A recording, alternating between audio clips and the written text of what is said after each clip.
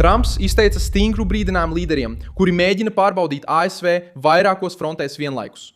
Šajā ceturtdienā, 2026. gada 21. maijā, Ķīna, Irāna, Kuba un Krievija mēģināja pārvērst šantāžu par spēku pret ASV. Xi Jinpings mēģina izmantot Boeing, mikrošēmas un Taivānu kā kaulēšanās līdzekli. Irānas režīms draud atkārtot asimetriskus uzbrukumus ar droniem un sabiedroto grupām. Kuba reaģē panikā uz aplenkumu pret Raulu Castro, runājot par pretestību, kamēr Havana cenšas izlikties par upuri pēc gadu desmitiem, kad tā pati ir apspiedusi savu tautu. Trumps uzskata to visu par vienas un tās pašas spēles daļu. Diktatoriski režīmi un valdības, kas pieradušas izaicināt ASV, tagad jūt, ka par to būs jāmaksā. Un jautājums ir, vai šie līderi patiešām ir gatavi stāties pretī Trumpam, vai arī viņi vienkārši rada troksni, jo zina, ka Vašingtona atkal pieprasa atbildību. Trumps tikai reaģē uz provokācijām, vai arī gatavo lielāku atbildi pret Ķīnu, Irānu, Kubu un Krieviju? Vai Trumpa brīdinājums apturēs šo draudu vilni, vai arī atklās, kurš patiešām ir gatavs maksāt konfrontācijas cenu? Es tev visu to tūlīt pastāstīšu, bet tagad tu noteikti vēlēsies abonēt kanālu, lai turpinātu būt labi informēts, saņemot informāciju reāla laikā ar augstāko žurnālistikas kvalitāti, kādu jebkad redzēt. Uzticamības standartā Milsons Alves. Reakcija sākas ar Ķīnu. Xi Jinpings mēģina izmantot biznesu, Boeing lidmašīnas, Nvidia mikrošēmas un piekļuvu Pekinai kā kaulēšanās līdzekli, lai izdarītu spiedienu uz ASV saistībā ar Taivānu. Trumps šo manevru uzskata par tiešu provokāciju. Viņa prāta Taivāna nedrīkst kļūt par sarunu priekšmetu Pekinas rokās, jo Ķīna tikai palielina spiedienu, kad sajūt vājumu otrā pusē. Elbridžs Kolbijs, aizsardzības departamenta otrais cilvēks, kļuva par šīs spēka cīņas mērķi. Ķīna cenšas bloķēt vai ierobežot sarunas ar viņu, jo zina, ka viņš ir stingrs pretinieks Ķīnas paplašināšanai Indo-Klusā okeāna reģionā. Un tieši tur Trumps pārvērš šo gadījumu par brīdinājumu. Neviens līderis neteiks Savienotajām valstīm, vai tās drīkst vai nedrīkst aizstāvēt savas intereses. Taivāna iekļaujās šajā scenārijā, skaidri parādot, kāpēc Trumps nevar atkāpties. Sala veika militāros vingrinājumus ar Abrams tankiem, simulācijas pret amfībijas iebrukumu, aizsardzību pilsētu teritorijās un karaspēku pārvietošanu pa tiltiem un piekrastes reģioniem. Taivāna gatavojās, jo zina, ka Ķīna vēro katru vilcināšanās pazīmi. Irāna parādās kā vēl viens šī brīdinājuma mērķis. Režīms draud atkārtot asimetriskās taktikas, ja ASV atsāks militāro spiedienu. Teherāna liek uzsvaru uz FPV droniem, Shahed droniem, milicijām Irākā, Hizbollah, Hutiem un sabiedroto grupām, lai dotu triecienu amerikāņu un izrēliešu interesēm, neuzsākot tiešu karu. Taču šī izvēle atklāja paša Irānas ierobežojumus. Režīms nerunā kā pārliecināta lielvara. Tas runā kā valdība, kas apzinās, ka tai nav iespēja stāties pretī Savienotajām valstīm uz līdzvērtīgiem nosacījumiem. Trumps izmanto šo aspektu, lai apgrieztu loģiku. Ja Teherānai ir vajadzīgas milicijas, lēti droni un netieši uzbrukumi, tas nozīmē, ka tā apzinās, konvencionāls karš būtu režīmam katastrofa.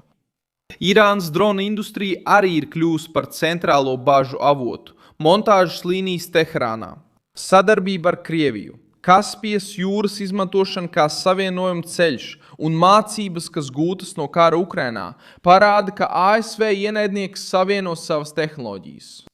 Krievija, Ķīna, Irāna un Ziemeļkoreja veido spiediena asis pret Vašingtonu. Trumps uz to skatās un redz draudu ķēdi, nevis atsevišķus gadījumus. Putins bija spiests vēl vairāk satuvināties ar Xi Jinpingu, jo Krievija izjuta šī modeļa spiedienu. Trumpam šī mācība ir vienkārša. Tas, kurš pārvalda dronus, izlūkošanu, pretgaisa aizsardzību un ātru ražošanu, iegūst spēju izdarīt spiedienu. Tāpēc viņa brīdinājums nav tikai militārs. Tas ir arī rūpniecisks, tehnoloģisks un stratēģisks. Kuba ir kļuvusi par visjutīgāko punktu Amerikas puslodē. Migels Dias-Kanels apsūdz Vašingtonu par iegansta radīšanu salas iebrukumam pēc vēršanās pret Raulu Castro, bijušajam 94 gadus vecajam Kubas līderim. Kubas diktatūra cenšas pārdot savu reakciju kā nacionālo aizsardzību, bet Trumps redz citu ainu. Vecs, izolēts, nabadzīgs un nobijies režīms, jo sapratis, ka nesodāmības laiks var beigties. Apsūdzība par 300 dronu esamību Kubā, kas gatava uzbrukt Floridai, ir palielinājusi trauksmi Vašingtonā.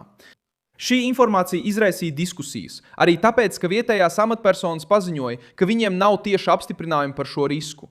Neskatoties uz to, politiskās bažas pieauga, jo Kuba atrodas aptuveni 90 jūdžu attālumā no Amerikas krasta. Trumps zina, ka jebkuru draudu, kas nāk no turienes, nevar uztvert kā joku. Pēc gadiem ilgas naidīgu režīmu rīcības, izmantojot īso attālumu kā politisku vairogu, Baltais nams vēlas skaidri norādīt, ka Karību reģions nebūs iebiedēšanas platforma pret Amerikas pilsoņiem. Kubas režīms cenšas apgalvot, ka tas nav drauds, bet tajā pašā laikā runā par milicijām, pretestību, suverenitāti un cīņu līdz galam, ja notiks iejaukšanās. Šis ir tas punkts, kas padara Trumpu niknu. Havana sūdzas par amerikāņu spiedienu, bet saglabā varas struktūru, kas izdzīvo balstoties uz bailēm, represijām un propagandu. Venecuēla parādās aizkulisēs kā modelis, no kura Kuba baidās. Metode ir zināma – izmeklēt līderus, izdarīt finansiālu spiedienu, palielināt izolāciju un samazināt manevrēšanas iespējas. Kubas gadījumā reakcija ir nervozāka, jo režīms zina, ka iedzīvotāji piedzīvo dziļu izsīkumu un tagad mēģina izmantot pašu tautu kā vairogu. Arī Kanāda parādījās šajā krīzē, jo Marks Kārnijs aizstāvēja ideju par Kanādu kā stabilāku, uzticamāku un neatkarīgāku valsti nedrošā pasaulē. Taču tas parāda vēl vienu problēmu. Sabiedrotie gadu desmitiem ir paļāvušies uz Amerikas spēku un tagad vēlas uzdoties par morālo alternatīvu, kad Vašingtona pieprasa atbildību. Trumps to neuzskata par drosmi, viņš to uzskata par izdevīguma meklēšanu. Kad runa ir par aizsardzību, daudzi paļaujas uz Savienotajām valstīm. Kad pienāk rēķins, viņi mēģina runāt par autonomiju. Kanādas runa par tīro enerģiju, uzticību un tirgiem iezīmē vēl vienu Trumpa brīdinājumu aspektu. Baltais nams vēlas nepieļaut, ka sabiedrotie izmanto skaistu runu, lai izvairītos no skarbās drošības realitātes. Amerikas aizsardzības budžets kļūst par šīs atšķirības simbolu.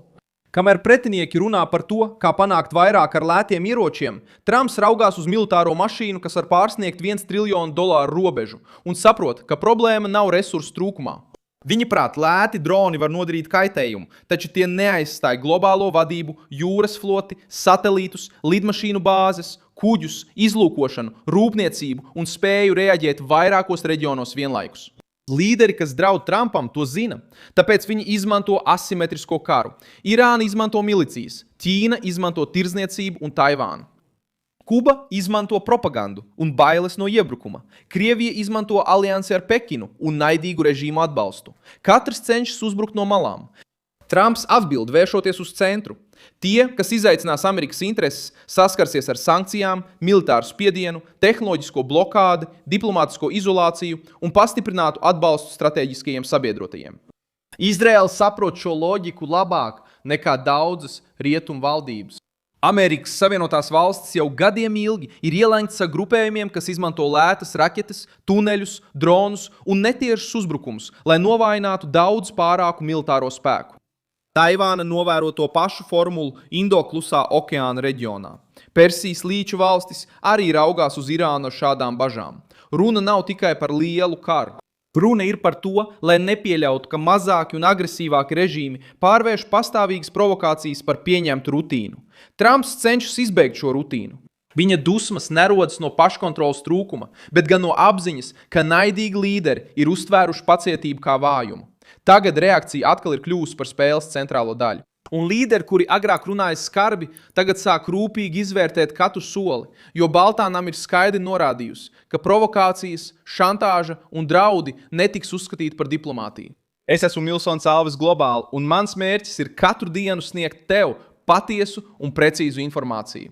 Ziņu saites ir norādīts video aprakstā.